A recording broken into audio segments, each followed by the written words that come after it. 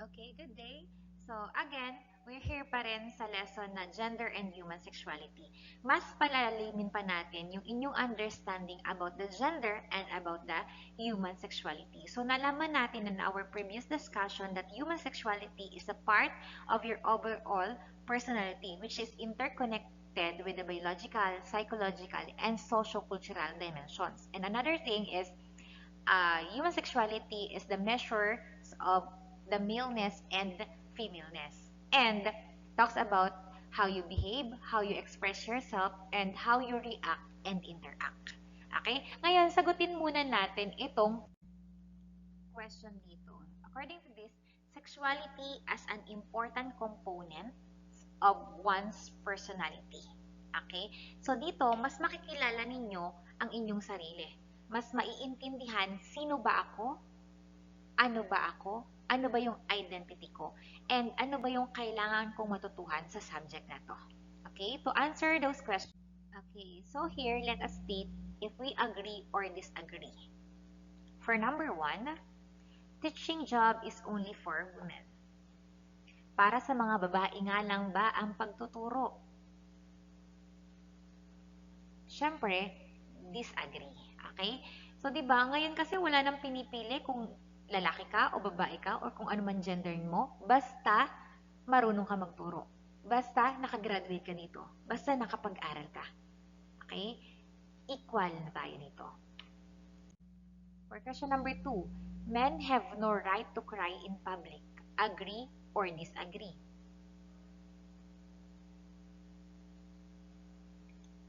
Okay, disagree. Siyempre, di ba, ang lahat naman ng tao mayroong emosyon. Kahit lalaki pa yan, hindi lang showy ang mga lalaki compare sa mga babae. Pero, they have right. Okay, may right sila na umiyak kahit nasa public place. Another, question number 3, it is the responsibility of the parents to take care of their children. Agree or disagree?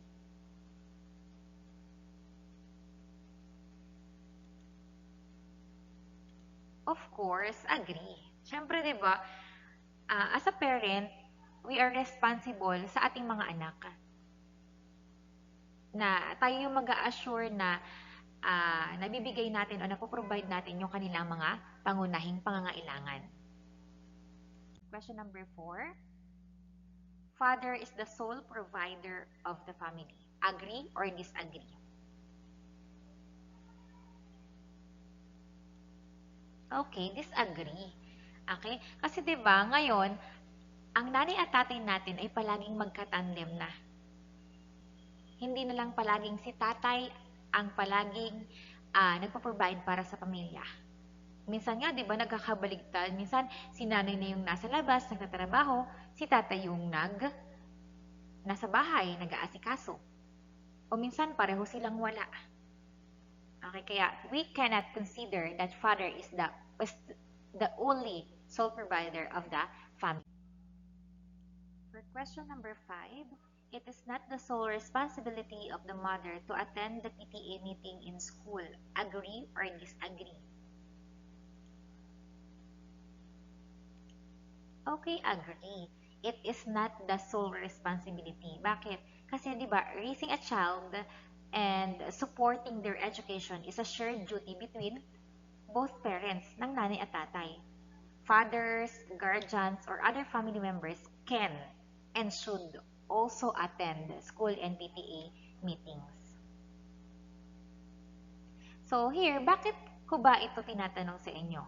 Siyempre, dahil ito ay connected sa ating lesson for today. So last time we talked about human sexuality and we talked about biological, psychological, and sociocultural dimension. Okay, ngayon pag-usapan naman natin, we will be having our personality check. So all you have to do is to read the statement and tell your answer. Okay, write it on your notebook, your answer. Okay, for statement number 1, state yes or no lang. I show respect and affection for others. For question number 2, I choose friends who share the same interests. 3, I find it easy to relax and express my feelings. And 4, I idolize peers and media role personalities as sources for standard of behavior, dress, and style. And for number 5, I get along well with other people. So, your answer is write it on your notebook na lang po and I'll check it in our next meeting. And another question is, how do you express yourself? Paano mo nga ba ina-express yung sarili mo? So, paliwanag nyo lang po ng maikli. And for number 2, how do you see yourself? Paano mo naman nakikita yung sarili mo? So, magkaiba po si question number 1 and number 2 ha. Number 1, how you express yourself. And number 2, how you see yourself. And number 3, how much do you know yourself? Gaano mo nga ba kakilala? O kilala mo na ba yung sarili mo? So, here, we're going to explain it a short lang or brief answer lang po. Okay, so now let's proceed to human sexuality. Okay, kapag human sexuality, it is a quality of being male or female. Babae ka, lalaki ka. So, it is the way in which we experience and express ourselves as a sexual being. That is according po sa Department of Education 2013. So, kapag human sexuality, ito ay kung ano at paano ba natin i-express ang ating sarili. Kung paano ba tayo, kung ano ba tayo. So, tumutukoy ito sa ating sarili. So, sino lang ba yung makakasagot nito? Tayo po. Ano ba yung klase ng tao na binubuo natin sa ating sarili? Another, it is an essential part of what we do and who we are. Paano siya naging essential? Sabi dito, di ba, it is an essential part. Dahil, it is the way kung paano natin na-experience and na-express ang sarili natin as a human beings. Dahil diba, sabi ko sa inyo, nasa stage na po kayo ng adolescent period nyo, na hindi na lang physical ang nagbabago, but also your overall personality which is involved the physical, mental, social, spiritual, emotional aspects of your life. Another, human sexuality is a natural and healthy part of life. So, dahil it is everything about being male and female, diba, according sa definition natin sa human sexuality, it is defined as the measure of maleness and femaleness in one's individuality and physical makeup. So, ito yung basihan o sukatan ng pagiging lalaki at pagiging babae. So, ano daw ba yung basehan natin? So, important aspect in masculine or feminine identification, it involves para malaman natin, di ba? Nung unang panahon, para malaman natin na ikaw ay babae o ikaw lalaki, ay una, the name given at birth. Kasi di ba, Juan, Maria, di ba? So, alam mo yung parang napakasinauna na kapag narinig mo yung pangalan nun, ay babae ito. Kapag narinig mo yung pangalan yun, ay lalaki ito. Pero ngayon, di ba, minsan, may mga pangalan na panglalaki at pambabae na.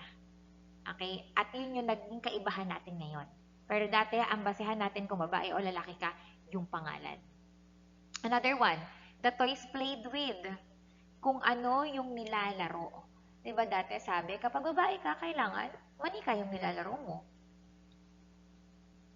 Diba? Kapag babae ka, kailangan yung sports mo, hindi kagaya sa mga lalaking bardagulan. Diba? At kung lalaki ka, hindi ka pwedeng maglaro ng pambabae. Hindi ka pwedeng maglaro ng mga jackstone. Hindi ka pwedeng maglaro ng Barbie doll. Hindi ka pwedeng makipaglaro sa mga babae. And also, the garments worn. Kung ano ba yung sinusuot natin. Kapag babae ka, yung standard natin, di ba? Kailangan ikaw ay feminine. Maayos kang kumilos. Ang mga kasuotan mo maayos, mahahaba. Sa mga lalaki, kailangan pang lalaki yung suot. And the body swing. Kailangan kapag babae ka, ang katropa mo, mga babae lang. Kapag lalaki ka, ang katropa mo, mga lalaki lang. Kasi kapag ang babae na patropa sa mga lalaki, sasabihin, may feedback ang tao, di ba? Kapag ang lalaki naman na pabarkada sa mga babae, may feedback pa rin ang tao. And also, the roles and responsibilities at home. Ayan. Sinasabi na kapag babae ka, kailangan ikaw ang tagalinis ng bahay, tagawalis, taga-alaga ng bata, tagaluto. Samantalang kapag lalaki ka, ikaw ay nagtatrabaho, ikaw ay nagbubuhat, ikaw yung mga mabibigat na gawain. So, ganun tayo tingnan dati. Pero madami na nagbago kung pagbabasihan o i-compare natin kung anong meron tayo ngayon sa dati. Okay, so ngayon pag-usapan naman natin, ano ba yung difference between the gender and sex? So, gender and sex are related. Okay? Related sila, but different from gender identity. Kasi yung gender and sexuality are important characteristics of every person na maaaring makaapekto on his or her whole personality. Pero, however, due to the differences in beliefs, opinions, mga serious issues about gender and sexuality are abound.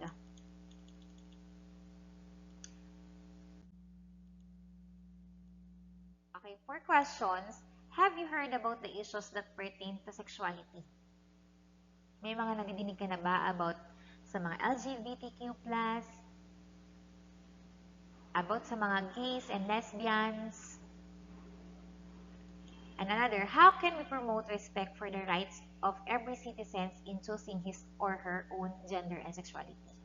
Okay? So, marami tayong masasagot na question dito lang sa discussion na to. Diba? I know you have lots of questions about the LGBTQ, the lesbians, the transgender, the boy and girl. So, now, mas palalimin pa natin yung understanding nyo dito. Okay, so dito tayo sa gender and sexuality.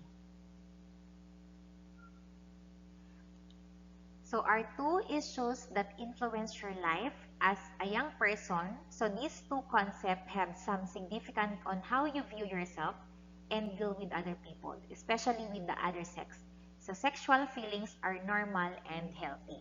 So, di ba, as a teenager, kayo, you'll experience a heightened desire, yung eagerness kung tawagin, to explore your sexuality. Ito po ay normal. At ito ay healthy. Tandaan lang natin that sexuality encompasses our whole being. Dapat, managing sexually related issues should be stepped up on values, particularly yung respeto sa ating sarili at respeto po sa ibang tao. Kahit ano man yung gender ng isang tao, kailangan marespeto po natin or irespeto po natin. Okay. So, let's define first, ano ba yung pinagkaiba o meron bang pinagkaiba si gender and sex? Kasi 'di ba, gender and sex are two concepts that are often interchanged. Palagi silang napapagpalit. Although they are related, yes. Okay, the meaning of those terms is distinct from one another. Tandaan po ha, ito po ay dalawang konsepto na palaging napapagpalit pero sila po ay magkaiba. Bakit? Kasi po, when we say sex, sex is described as the biological sex as a person was assigned at birth. So, yung sex o sa Tagalog po ay yung sexualidad. So, ito yung tumutukoy sa natural or biological na katangian bilang isang lalaki o babae. Yung ating pong sexuality ay nagtataglay o nagtatalaga sa pamamagitan ng ating genetic inheritance o pinagmulan ng ating lahi. Another, sex may be changed although very difficult through the medical operation. Tandaan po natin, pag sinabi nating sex, ito kanong sinilang ka, lalaki ka or babae. Pero maaring magbago yung sex na meron ka, depende po saan. Ano ba yung mga ways para mabago yon? Number 1, pag-inom ng iba't ibang gamot. Diba? Kasi madalas, if you want to have a chest or breast, iinom ka ng gamot.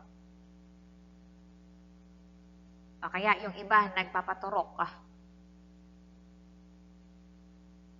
Kasi po, yung genes natin carry our biological traits. which are inherited and then passed on through generations via reproduction. So ayon nga sa research, ang tao ay maaaring magkaroon ng mahigit sa isang sex. Depende sa combination ng kanyang mga chromosomes. Pero ito po ay bibihira mangyari. Okay, again po, pag sex, ikaw ay male or female, pero maaari magbago, depende po sa kung ano yung gagawin natin.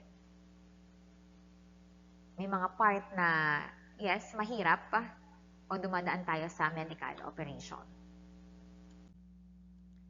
Okay, well, gender. Ano ba pag sinabi naman natin gender?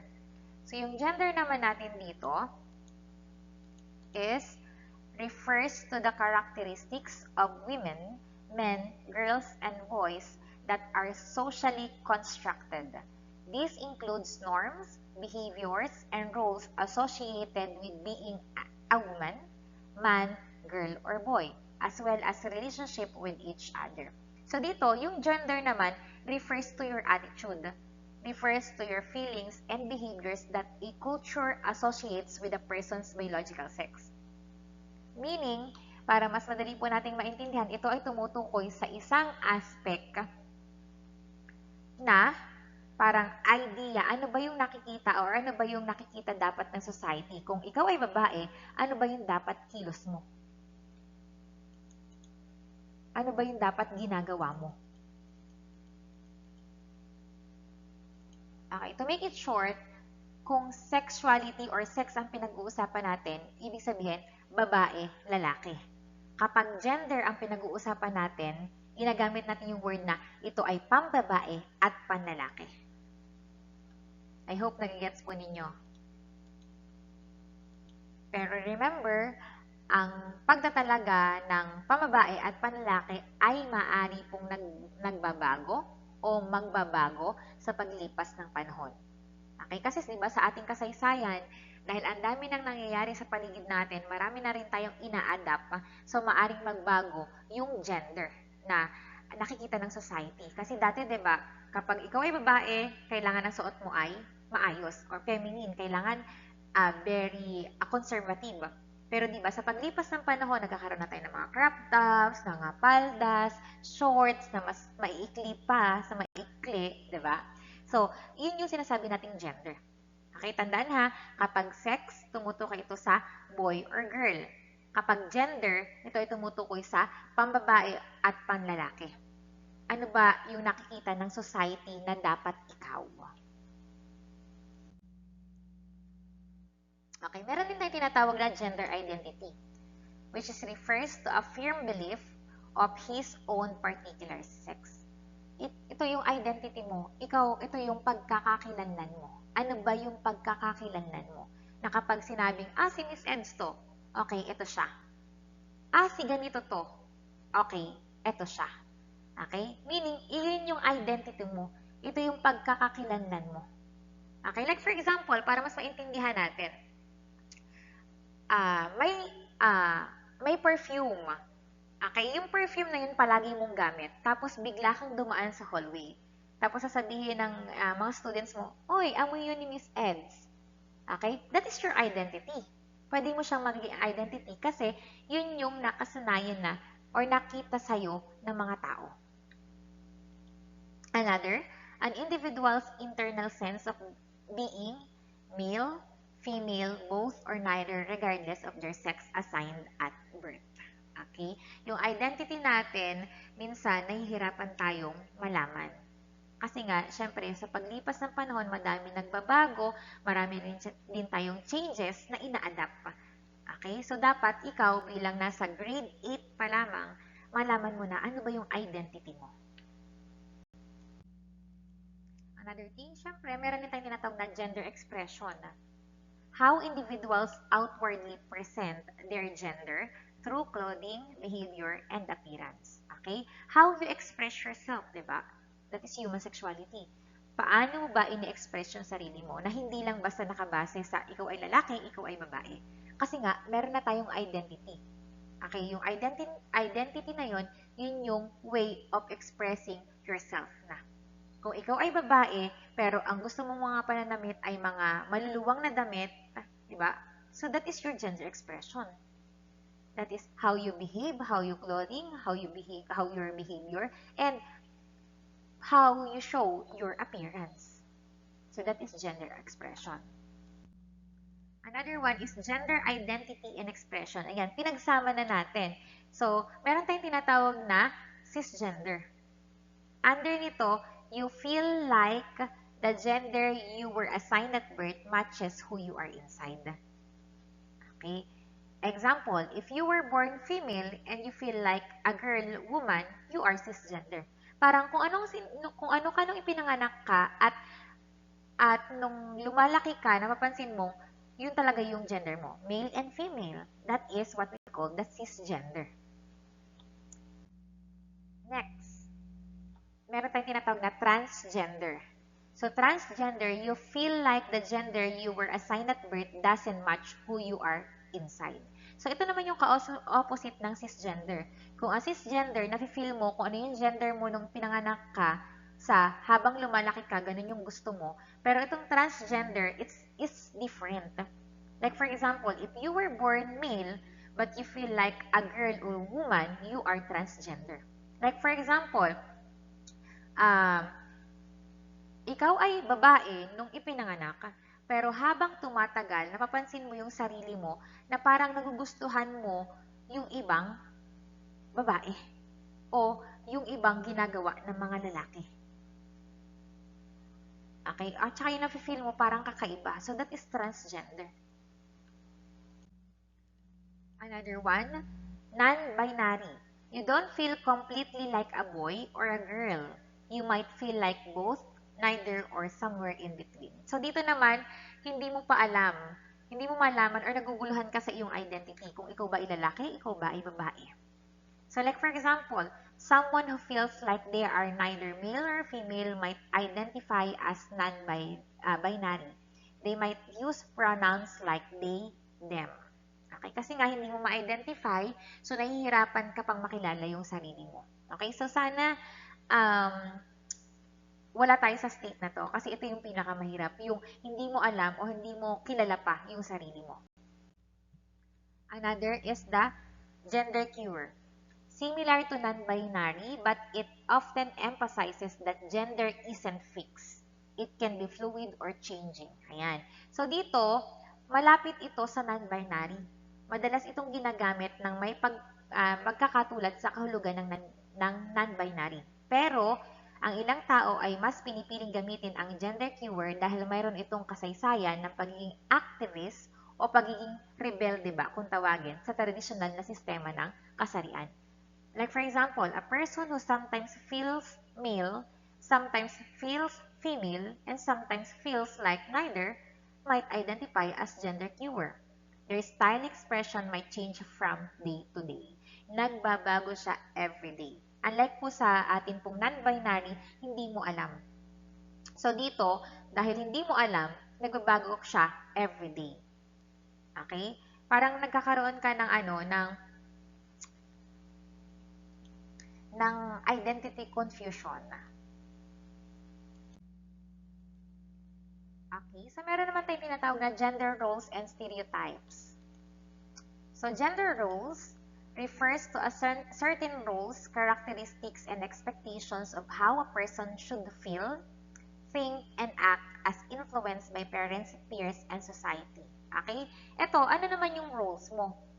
Kasi dito, sa mga social and cultural expectations about how males and females should behave, paano daw ba magbe-behave?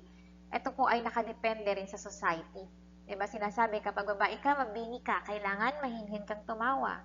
Okay? Kaya nga nakalagay dito, characteristics and expectations of how a person should feel. Okay? Parang dito, dahil sa gender roles, minsan nalilimitahan yung paggalaw natin.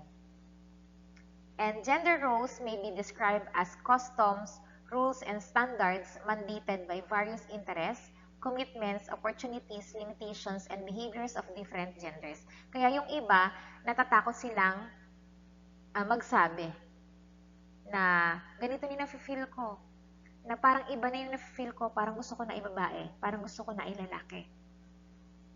Kasi dahil sa gender roles, dahil sa society, dahil sa nakasanayan na meron lang tayong male and female, so natatakot na yung ibang tao na magsabi kung ano ba yung gender talaga na na-feel nila.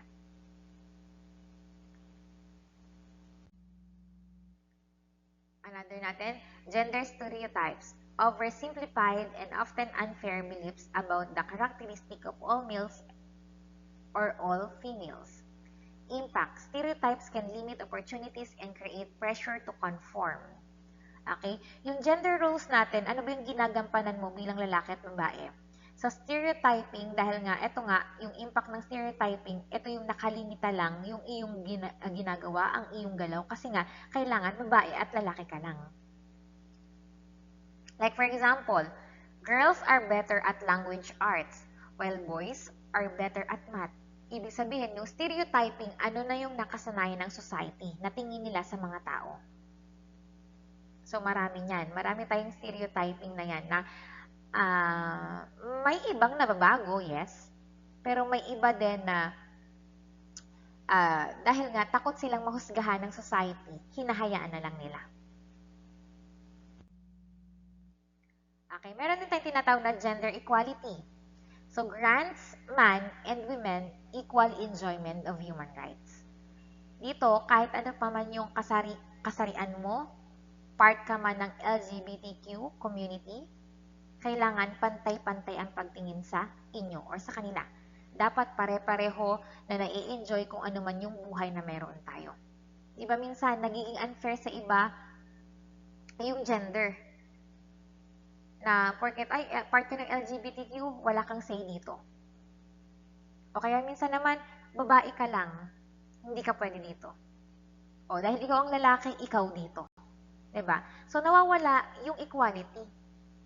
So that's why meron po tayong gender equality para magkaroon po ng equal rights para sa lahat ng tao. And we have gender symbol. Siyempre, symbol po natin, a gender symbol is a way of representing a particular gender or identity through unique symbol. Like for example, di ba sa mga CR natin, meron tayong mga symbols na nakikita na kapag pumasok tayo ng restroom, titingnan natin kung may nakasulat bang ladies or women. O kaya dun sa isa naman ay men. O kaya may symbol na ganito. At symbol na ganito. Diba? Minsan, na-identify natin na ay babae ito, ay pang babae ito, ay sa lalaki ito. Kasi may simbolo. And syempre, meron din tayo tinatawag na sexual orientation. Sexual orientation, a person's romantic, emotional, and sexual attraction to others. Ayan, dito na nagkakaroon ng pagkagusto, okay, sa other sex. And heterosexual, attraction to the opposite gender. Okay. So, dito naman, syempre, kung babae ka, magkakagusto ka dapat sa lalaki. Kung lalaki ka, magkakagusto ka dapat sa babae. Pero, meron tayong mga tinatawag na LGBTQ na ang lalaki ay nagkakagusto sa lalaki at ang babae ay nagkakagusto sa kapwa babae. Okay? So, kung ang heterosexual ay paggusto sa babae, lalaki, lalaki sa babae, ito namang homosexual is attraction to the same gender. Ito naman pong babae sa babae, lalaki sa lalaki. And bisexual, attraction to the both genders. Okay? Bisexual, nagkakagusto, halimbawa, babae sa babae, lalaki sa lalaki, or babae sa lalaki, lalaki sa babae. Okay? Parang lahat gusto mo. Okay? That is bisexual. Meron tayong tinatawag na asexual, lack of sexual attraction to others. Nangyayari pala yun na parang hindi ka nagkakagusto sa lalaki at sa babae. Ang tawag pala doon ay asexual. Okay, important note po natin, sexual orientation is different from gender identity. Gender identity is about who you are, while sexual orientation is about who you are attracted to. Okay, tatandaan po natin yun ha. Magkaiba si gender identity sa sexual orientation. Pag gender identity, ikaw, tungkol sa'yo. Pero kapag sinabi natin sexual orientation, is tungkol sa'yo or sino ba or kanino ka ba na-attract.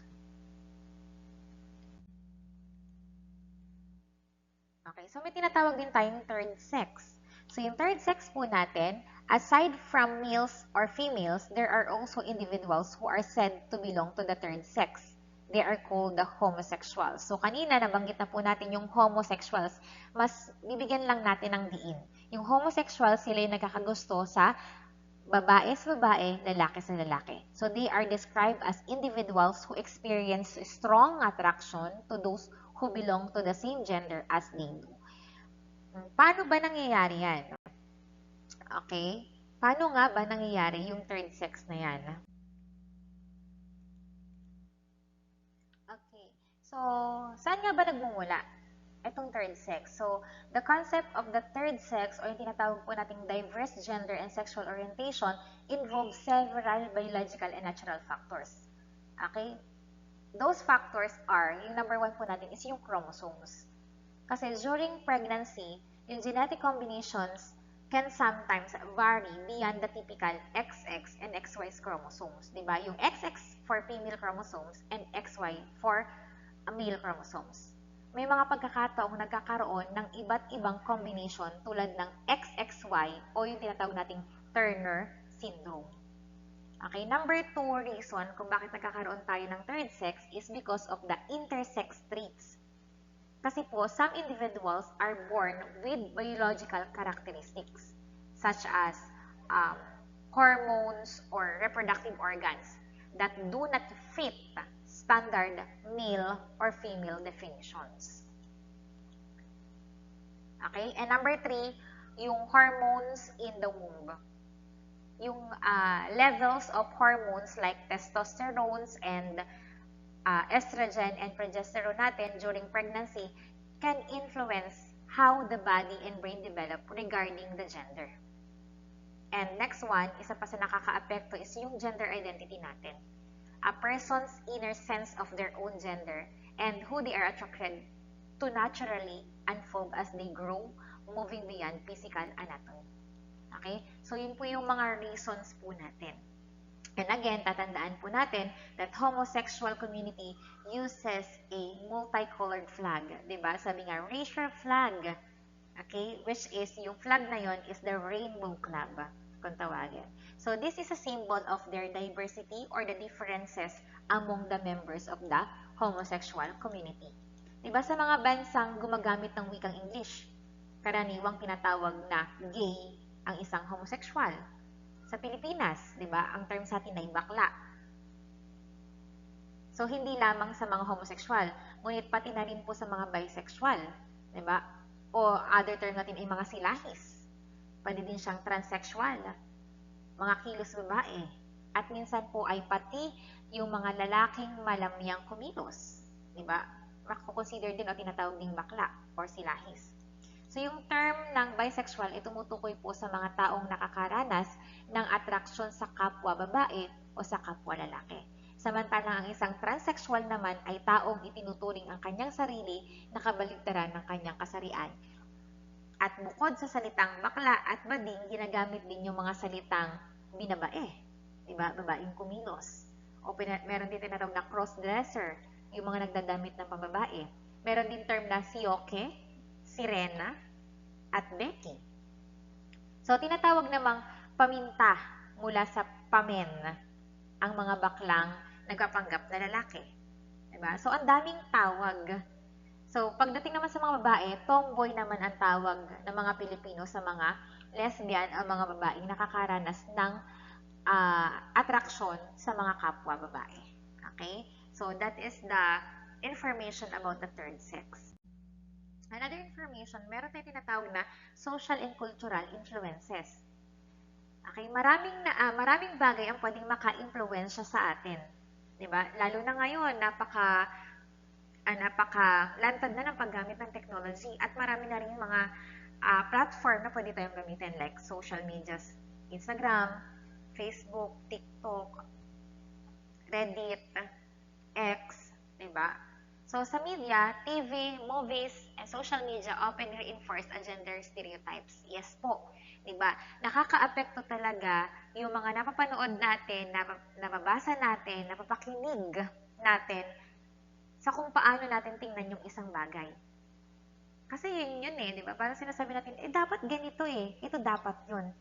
Yung tinatawag nating stereotyping, nakokontrol tayo o nalilimitahan yung kilos natin dahil ito yung sinasabi ng society. And then, family. Isa po sa mga nakaka-impluwensya sa atin ay ang ating family. Family expectations can influence how children understand and express their gender. Diba? May mga tao nga o may mga magulang nga na ayaw sa mga anak na bakla, ayaw sa mga anak na tomboy. Kaya yung ibang mga bata, itinatago na lang nila. O kaya naman, nagsishare sila sa ibang mga kaibigan.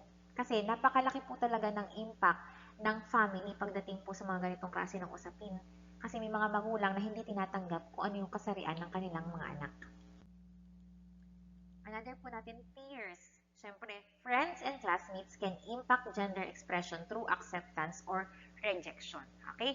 So, maaring halimbawa, hindi mo pa alam yung gender identity mo at napasama ka sa mga kaibigan mo at nagustuhan mo yung mga ginagawa nila, so maaari ka ma-impluwensya nila. So, napakalaki ng impluwensya ng mga kaibigan natin or palagi nating nakakasama sa kung paano tayo mamuhay. At paano natin mas nakikilala yung sarili natin. And then another one is culture. Siyempre, kung ano ba yung pinagmulan. Kasi cultural norms play a significant role in shaping gender roles and expectation. Kung saan tayo nagmula. Kung ano ba yung pinanggalingan natin. Ano ba yung norms and traditions natin na sinusunod doon sa lugar natin. Kaya may effect po yan. Okay? So, meron tayong tinatawag na challenging gender norms. Awareness. Recognizing and understanding gender stereotypes and their impact. So, kailangan, as a human, kailangan aware tayo na we need to respect. Okay? We need to be aware. Kasi ngayon, though sabihin na natin na hindi siya tanggap ng Bible, hindi siya tanggap sa ibang religion, pero kung titingnan natin, unti-unti na siyang tinatanggap ng ibang mga tao. Ang sa atin lang, kailangan lang ng respeto. Okay? So, respect or respecting individuals' gender identities and expressions. Hayaan natin yung mga tao mag-express ng sarili na. Kasi, yun yung yun yung pagkakakilanlan nila eh. And then, sila na yung bahala na magtama kung ano ba yung dapat gawin. Kasi, kung pipigilan natin na makilala yung sarili natin, hindi natin malalaman kung sino ba tayo. Okay? So, kung maka-entertain tayo o maka-encounter tayo ng mga nasa posisyon na hindi nila kayang maipakita kung sino ba sila, respect yung kailangan na ibigay sa kanila. And also time. Siyempre, time na mas makilala yung sarili nila. Ma-process ba? Nasang stage ba ako? Paano ko ba mas makikilala yung sarili ko? Ano ba yung dapat kong gawin? And once na ma-recognize mo na o maging aware ka na sa gender mo, now it's your time kung ipagpapatuloy ko ba ito?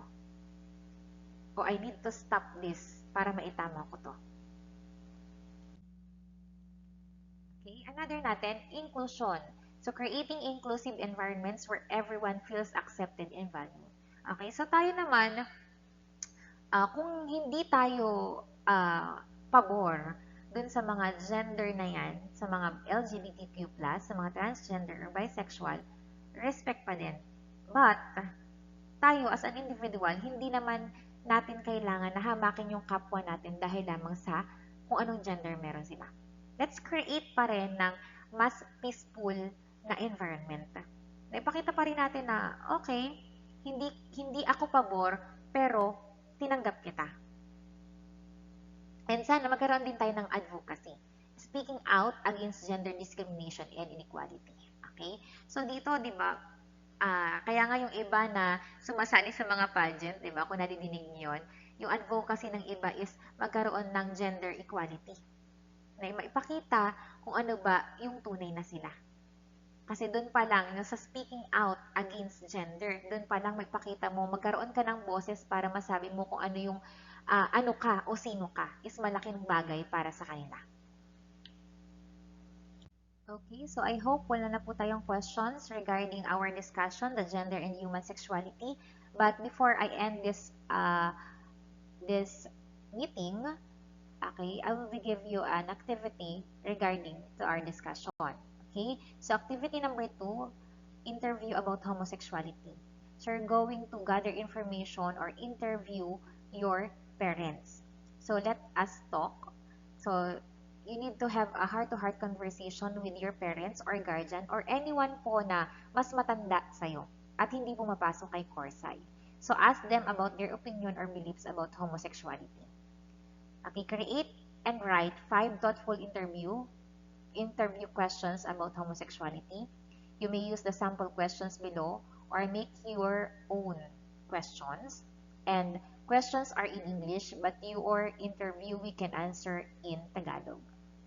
And write down their answer completely, no summaries. Be polite, open-minded, and a good listener. So that is 25 points. Another one, reflect and realize. After the interview, write down one important lesson or insight you gain from the conversation. What did you learn? Did it change your perspective or make you understand your family better?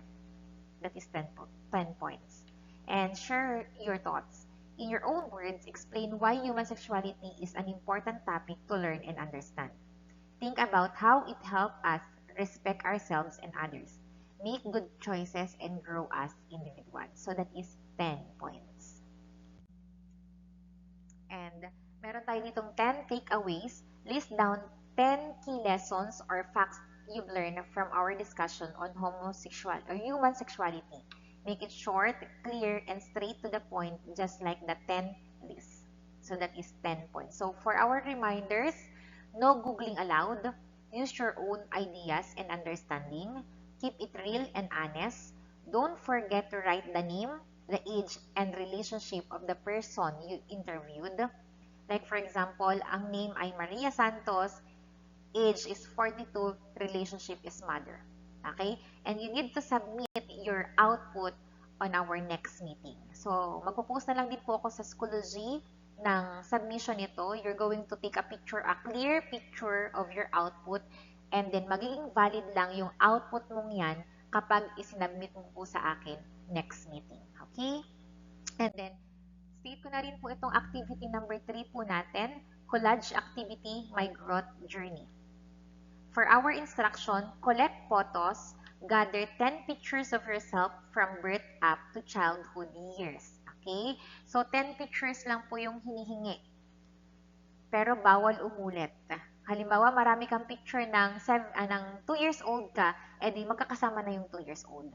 Pero, ang count lang po nun ay 1. Okay? So, kailangan po 10 pictures.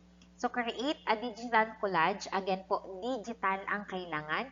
Hindi nyo na po kailangan mag-print. Ano ba yung mga pwede nyong gamitin? Pwede pong any kinds po ng digital tool or application like Canva, PowerPoint, pwede ding MS Word, Google Slide, PixArt, or anything po na alam nyo. Okay? Para makapag-design kayo ng inyong pong collage. So, arrange the photos creatively to show your growth journey. At wag na wag pong kakalimutan, hindi lang po picture ang ilalagay. Ilalagay nyo din po yung description. Okay, write a short description of yourself based on your biological characteristic and gender. Place this description on your collage or attach it as a short write-up. Okay? So, pwede pong halimbawa, kada picture mayroong short description. Or pwede naman halimbawa, picture muna lahat tapos sa baba yung mga description. Okay? Pwede po yun. Okay? Another po natin, be creative. Use colors. Pwede kayo maglagay ng design, ng simple decoration to make your collage neat and meaningful. Basta, yung sa tingin nyo po ay maganda pa ding tingnan. And number 5, submission. Save your work in digital format and submit it as instructed by your teacher. So, maglalagay po ako ng submission ulit sa Schoology. And then, kailangan mag-submit po directly doon. Hindi nyo na po kailangang i-print. Doon lang po sa Schoology. Okay? Okay, so para po sa ating criteria, para mas malinaw kung paano ko mag-gradean, so we have content and completeness, includes 10 photos, birth to childhood, shows clear growth progression, and follows all instruction. That is 30%. Next, digital creativity and design, Create arrangement of photos, appropriate use of colors, layout, and background. Neat, organized, and visually appealing, that is 25%. Description and write-up provides a brief description based on biological characteristic and gender. Clear, well-written, and relevant, that is 20%.